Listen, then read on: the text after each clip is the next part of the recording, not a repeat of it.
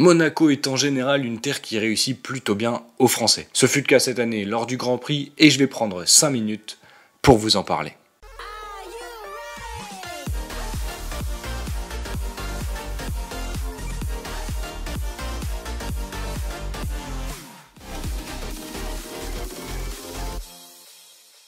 Du fait de l'annulation du Grand Prix d'Imola à cause d'importantes inondations, l'arrivée de la Mercedes-B a été retardée à une course. Et donc, à Monaco, nous avons vu l'arrivée de la Mercedes avec des pontons, ce qu'on appellera la Mercedes-B. Et on va pouvoir voir ce que ça donne. C'était la seule réelle information à retenir. Et donc, on va pouvoir passer aux essais libres. Et que de crash lors de ces essais libres. Albon se crash en essai libre 1, Sainz se crash en essai libre 2, et en essai libre 3, Lewis Hamilton tente de découvrir un peu les limites de sa nouvelle voiture et va toucher le rail à Mirabeau, mais pas de panique, les 3 pilotes seront bien présents pour la qualification. Qualification où 3 écuries devraient se battre pour la pole, puisque Aston Martin et Ferrari semblent assez proches des 2 Red Bull. 2 Red Bull pour la pole? Non. Puisque Sergio Pérez, le roi de la glisse, commence sa séance de qualification en se crachant à Sainte-Dévote. Il partira donc dernier et ruine totalement son week-end. Quelle erreur pour le pilote mexicain, c'est pas comme ça qu'on gagne un championnat. Il n'y aura donc plus qu'une Red Bull pour jouer la pole position devant 2 Ferrari et 2 Aston Martin. Non, non, non. Seulement une Aston Martin ira en Q3, Lance Stroll ne passe pas la Q2, il laisse donc tout seul son coéquipier en Q3, mais Fernando Alonso n'aura besoin de personne pour briller dans une Q3 incroyable. En effet, lors du dernier run, déjà, on a un tour assez incroyable d'Esteban Ocon qui va signer le meilleur temps, qui prend la pole provisoire, mais il sera malheureusement battu par Charles Leclerc. On se dit peut-être la malédiction des Leclerc va sauter. Non, puisqu'il sera battu par Fernando Alonso dans un tour magique, mais celui qui brille dans les rues de Monte-Carlo ce week-end, c'est le double champion du monde hollandais. Max Verstappen va réaliser un tour exceptionnel, et notamment un secteur 3 incroyable. Il va aller prendre 2 dixièmes dans le dernier secteur et s'adjuger sa première pole dans les rues de Monte-Carlo. Le tour est juste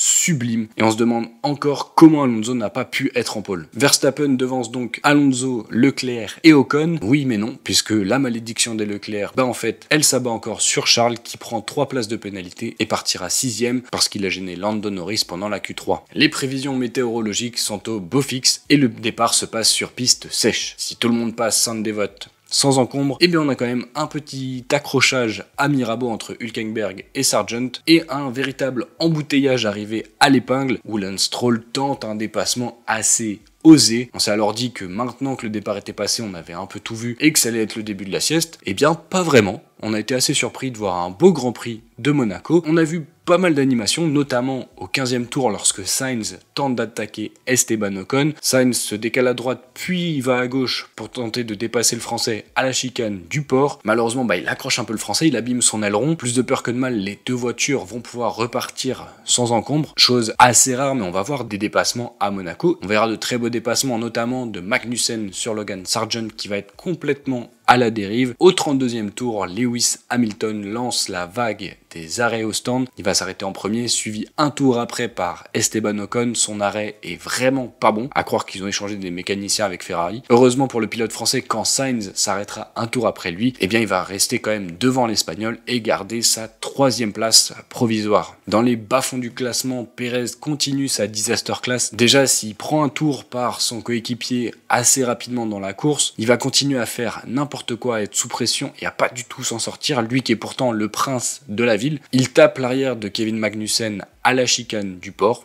on sait pas pourquoi, et il va continuer à commettre beaucoup d'erreurs pendant ce Grand Prix, notamment taper le mur sous la pluie, parce que oui, la pluie va dynamiter la fin de ce Grand Prix. Mais comme il ne pleut pas assez sur la piste, eh bien tout le monde ne rentre pas au stand pour mettre des intermédiaires, et donc la plupart des pilotes vont être en pneus secs dans des conditions vraiment compliquées. C'est alors que Sainz revient d'un coup sur Esteban Ocon qui perd beaucoup de temps dans le trafic, et on va à nouveau voir une bataille pour la 3ème place du podium. Sainz tente d'attaquer Esteban Ocon qui parvient à se défendre de façon assez agressive. Le français va rester devant. Il faut attendre que la pluie s'intensifie pour que Alpine fasse le bon call et fasse rentrer ses 2 pilotes, Ocon et Gasly rentrent dans les stands, accompagnés des deux Mercedes. Le bon coup était là, les Ferrari restent en piste et ça va être les grandes perdantes de cette course. A noter également la petite erreur d'Aston Martin qui arrête Fernando Alonso pour lui passer des pneus médiums alors qu'il fallait potentiellement mettre plutôt des intermédiaires. Cet arrêt en trop va probablement lui coûter la victoire puisque Verstappen est à la dérive totale, la piste est vraiment une patinoire et au moment où il rentre, eh bien il va réussir à conserver sa première position. Les Merco et les Alpines ont fleuré le bon coup, le grand perdant étant Carlos Sainz qui va se mettre d'ailleurs tout seul en travers à Sainte-Dévote puisque la piste est vraiment ultra glissante et il perd le contrôle de sa Ferrari. Malgré le changement de pneus, eh bien les pneus intermédiaires ne sont pas 100% fiables. Russell va d'ailleurs tirer tout droit à Mirabeau et revenir au calme sur la piste sans se préoccuper de qui arrivait. Il va se faire harponner par Perez. Pour cette manœuvre,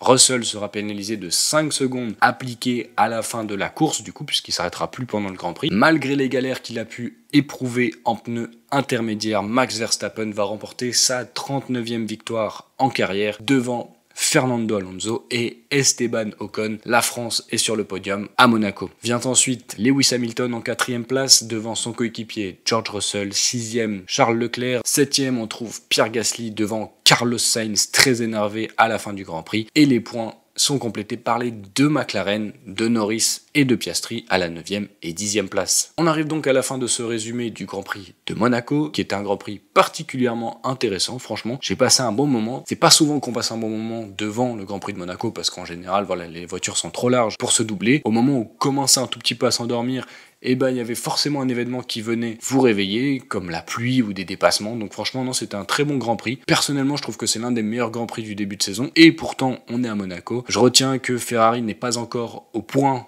concernant sa stratégie, et surtout que Perez a été en grosse difficulté à partir du samedi. Ça sent pas très bon pour la lutte au titre, hein, on va pas se mentir. Limite, le principal adversaire de Verstappen, c'est Fernando Alonso en fait. Donc c'est un peu problématique, mais bon, bah, c'est la Formule 1, il faut tenir la pression tout au long de la saison, et on espère que Perez pourra se réveiller, mais là, après la claque reçue à Miami, où son coéquipier a gagné alors qu'il partait très loin, après ce Grand Prix de Monaco, il va falloir être fort mentalement en Espagne pour essayer de reperformer à nouveau. On arrive donc à la fin de cette vidéo, j'espère qu'elle t'a plu. Si c'est le cas, je t'invite à la liker en mettant le petit pouce bleu là juste en bas de la vidéo. Pense également à t'abonner et à activer la cloche pour pas louper les prochaines vidéos, notamment le résumé du Grand Prix d'Espagne qui arrivera dans une semaine, si tout se passe bien. Je t'invite également à me rejoindre sur les réseaux sociaux, que ce soit TikTok, Instagram ou Twitter. Pense également à venir sur Twitch, parce qu'il y a plein de petits trucs que j'aimerais faire sur Twitch. Note-moi dans l'espace commentaire ce que tu as retenu de ce Grand Prix de Monaco. Et si tu as envie encore de voir d'autres vidéos de cette chaîne, eh bien, à droite et à gauche, tu trouveras d'autres vidéos